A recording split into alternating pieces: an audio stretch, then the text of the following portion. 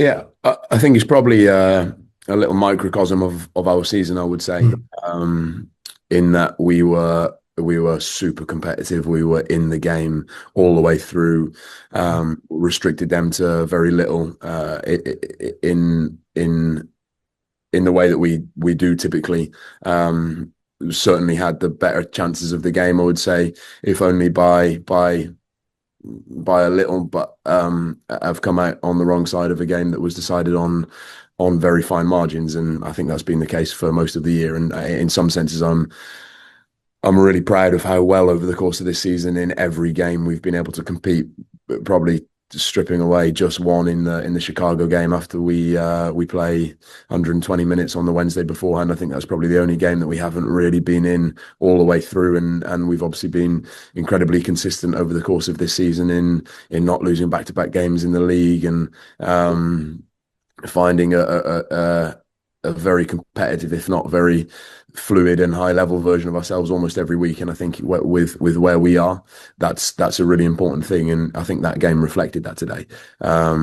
It was as expected, I would say, in terms of the balance of play. You're playing against a team that dominates the ball against every MLS team they play, and they're playing at home in front of a rowdy 35,000, and it was a really good atmosphere, great challenge for our players, and that set the course for the game, I would say. But we were really detailed, really precise, showed loads of conviction in how we defended, and we had some really good chances as the game wore on. So I think there's that sense of real frustration, sense of sort of realism, I suppose, with where we're at and how that game reflects the entirety of the year. But then also some real pride, and we're certainly leaving here feeling like we've taken some big steps forward over the course of this year, really moved the club forward, and we're not leaving with the same feeling that we had in the semi-final last year as we left LA. So I'm pretty capable of looking at these things fairly objectively, even in the immediate aftermath of it, and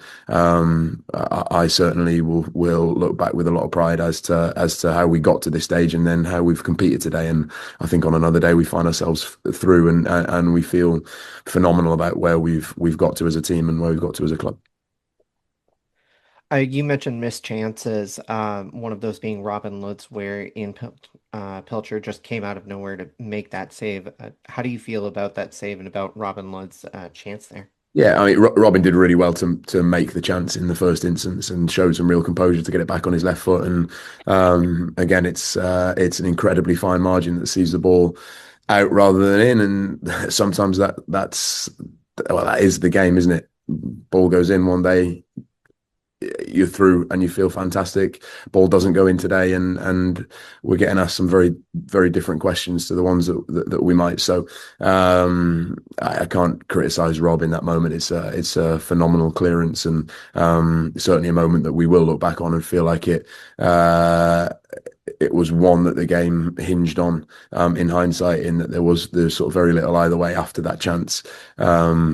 And that is the nature of the game, and the fine margins that we've talked about at this stage of the competition. When it comes to Anders Dreyer's goal, is that one that you take your hat off and kind of doff your cap to, or you point to something defensively on that one? No. Actually, it is in one sense, in that he's a difference maker, isn't he? That's what they pay the money for. That's what he's done all season for them, and certainly when he's given the amount of space that he was in that moment, he can be, and typically is, very ruthless. But I think it will be a goal that, as we look back in the cold light of the analysis at some point, we'll be really frustrated with, because it comes from an instant that we've talked about a lot in the build up to this game, and up until 70 minutes defended those moments really, really well. But the point at which the ball goes over the back line's head and we switch off, we don't recover the space that he ultimately scores from, is an example of one of those fine margins and the details that we typically execute at a really high level, but are found wanting on occasion when it comes to our ability to do so for 90 minutes. So that's frustrating, and I think it probably speaks to where we are, that in these games we have to be perfect from a defensive perspective. We have to give ourselves a platform to win the game by not committing, I wouldn't say it's a basic error. I think that there are lots of layers of detail to making sure that situation doesn't arise, but errors that we shouldn't, given our setup, given the messages that the group gets rammed down their throat, and the type of team we are, I suppose. So it's a really frustrating goal to give away, but it's obviously a moment of real quality and conviction, and the only moment of that nature over the course of the game, from both teams. How'd you feel about your team's response to Dreyer's goal after that?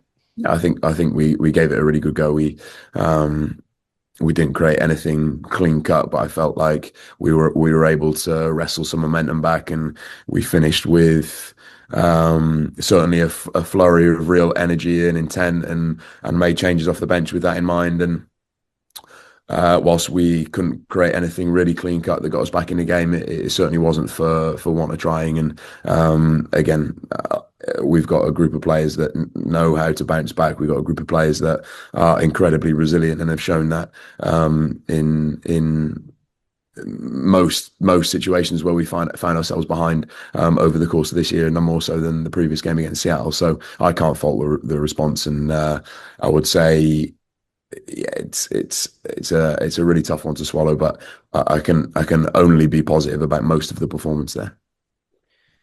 Eric, how much of a turning point was it, the selling of Tanny, and what that meant for the trajectory of what this season could be?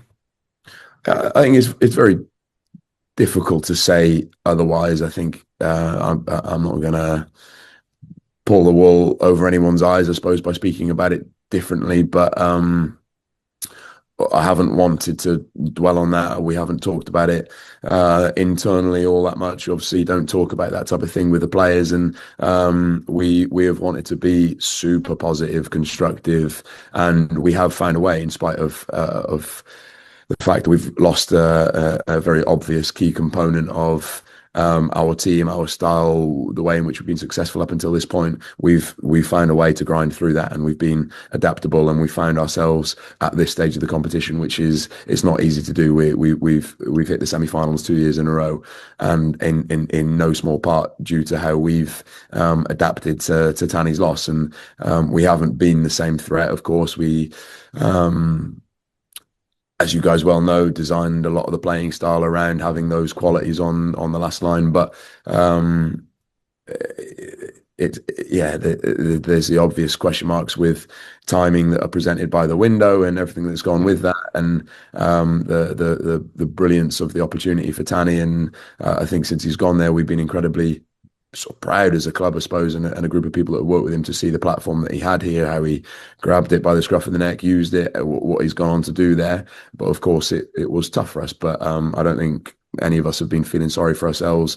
Tanny being here tonight doesn't necessarily put us in a better position, but of course it is an obvious point that you would look at in the course of the season that did at least make it slightly more bumpy.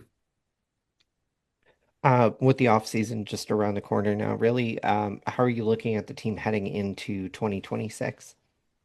I think that's a club-wide issue. I suppose it extends far beyond just my say, just my influence. But we've obviously got the basis of a really competitive team.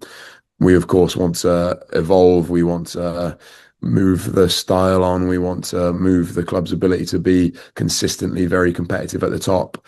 And that will, of course, require improvement. I think we would be a club, I think, that would want to improve in every window. There are obviously some big decisions to make on players from our perspective, from their perspective, and that will gradually fall into place. And I think to have done what we've done, to be in the position we're in over the course of 2 seasons, to make the playoffs relatively comfortable, to improve in our league position, to hit the semi-finals twice in 2 years, we will be the envy of a lot of clubs in that sense. But we want to make sure we're doing that with always that sense of progression, not resting on our laurels, no sense of complacency, really capitalizing on the position that we've got ourselves in.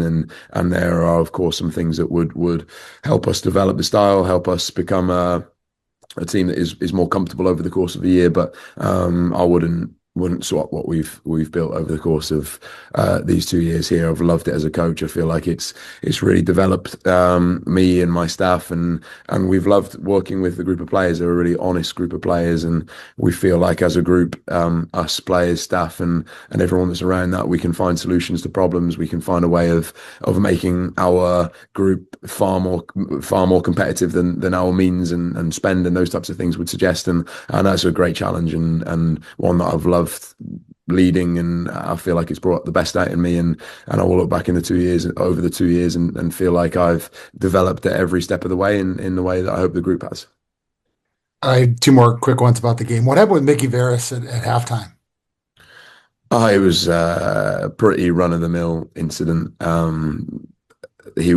I was complaining about something, he was complaining about something, and yeah, it probably got to a point that it doesn't typically, certainly with me. So yeah, nothing to write home about, I wouldn't say. On the broadcast, they said there was a shove. Did you shove him? I wouldn't describe it as a shove. It was Okay. more measured than that. Okay. And then when it comes to the substitutions, obviously they score in the 72nd. You didn't sub until I think a dozen minutes later. What was kind of going on to kind of when those subs came? Yeah, I mean, they came late, partly to do with the run of play. It took us 3 or 4 minutes to decide on how we wanted to attack it specifically. It's not always as straightforward as going from a back five to a back four, making the maybe the obvious changes, because I feel like sometimes you lose a lot of balance. You can sometimes within the shape uh, do more good by making some subtle changes, but we obviously opted to shift to a back four, and I think they would have been on within 5 or 6 minutes had it not been for the balance of play. And obviously at that point where you're only a goal behind, and with possibly sort of 15, 16 minutes to play by the time you account for added time, you also want to make sure everything's buttoned up on the sideline. You don't want to be sending players on without them knowing exactly what they're doing on set play moments, because one can become two very quickly, and then you're out of the game. So it was a combination of us deliberating a little bit. It was a combination and making sure that instructions were right, and then the balance of play. So yeah, it was frustrating. I would have liked to have had them on a couple of minutes earlier, but I don't think it had a bearing on the game.